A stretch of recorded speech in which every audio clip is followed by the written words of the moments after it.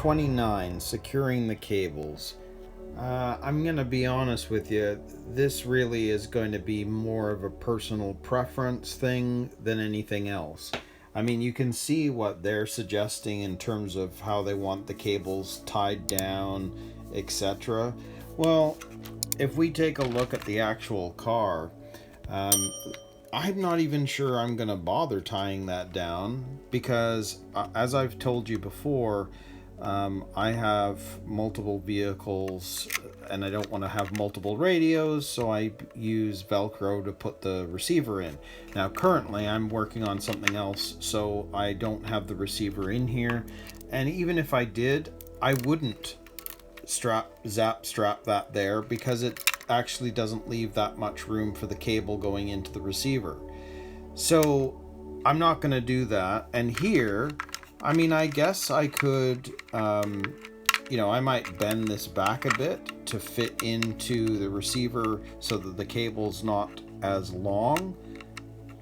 But honestly, it's not really in the way. And I think zap strapping it just means you've crimped all the wires, but you can't really attach it to anything.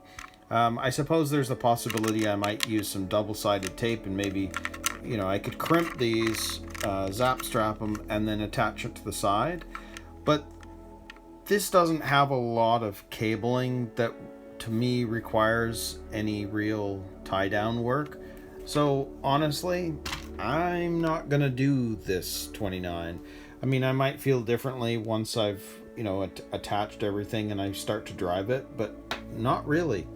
I don't do the tie down aspect of things that much with any vehicle that I've got.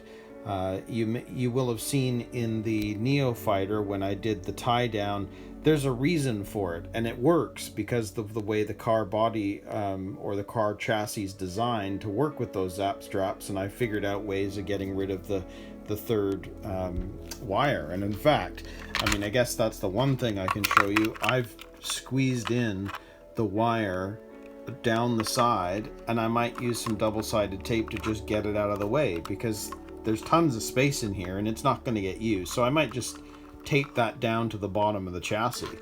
But other than that, that's it. So as far as I'm concerned, we're just going to move on from step 29. It's something, you may have a different way that you want to do it. You may feel differently about how you want to tie down the straps. I'm going to leave it for now. So we can move on to step 30, which is adding the markings to the body. And this really is starting to be part of the fun step because I actually really enjoy this process and you start to see the car come to life. So we'll do that next.